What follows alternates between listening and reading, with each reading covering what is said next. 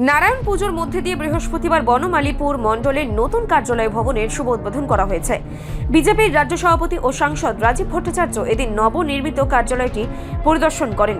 তিনি ভবনটি ঘুরে দেখে দলীয় কর্মী সমর্থকদের সঙ্গে কথা বলেন এবং বিভিন্ন দিক নির্দেশনা দেন। বক্তব্য রাখতে গিয়ে রাজীব ভট্টাচার্য বলেন, এই নতুন কার্যালয় ভবন দলীয় সংগঠনকে আরও শক্তিশালী করতে গুরুত্বপূর্ণ ভূমিকা পালন করবে। তিনি আরও জানান, এই কার্যালয় থেকে বনমালীপুর বিধানসভা কেন্দ্র পুনরুদ্ধারের লক্ষ্যে বিজেপির সাংগঠনিক কার্যক্রমের যাত্রা শুরু হবে। উদ্বোধনী অনুষ্ঠানে মণ্ডলের অধ্যক্ষ সহ অগ্রগণ্য নেতাকর্মীরা উপস্থিত ছিলেন।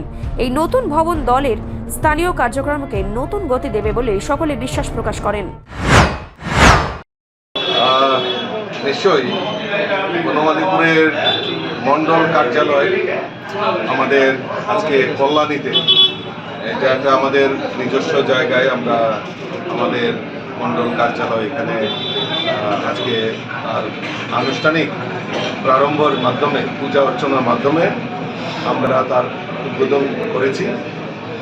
সন্ধ্যার সময় আমাদের মাননীয় মুখ্যমন্ত্রী আমাদের এই মণ্ডল কার্যালয়ে উপস্থিত থাকবেন। আমি আপনাদের মাধ্যমে সকলকে আমন্ত্রণ জানাবো সন্ধ্যা 7টার সময় আমাদের এই মণ্ডলের বিশেষ অনুষ্ঠানে সবাই যাতে যোগদান করে এবং আশা করি নয় বনমালীপুরের মণ্ডলের নেতৃত্বে, মণ্ডল সভাপতির নেতৃত্বে আগামী দিন সাংগঠনিক কাজ পরিচালনার ক্ষেত্রে আমাদের এই অফিস একটা সক্রিয় ভূমিকা পালন করবে বলে আমার দৃঢ় বিশ্বাস। রিপোর্ট সংবাদ প্রতীক্ষা।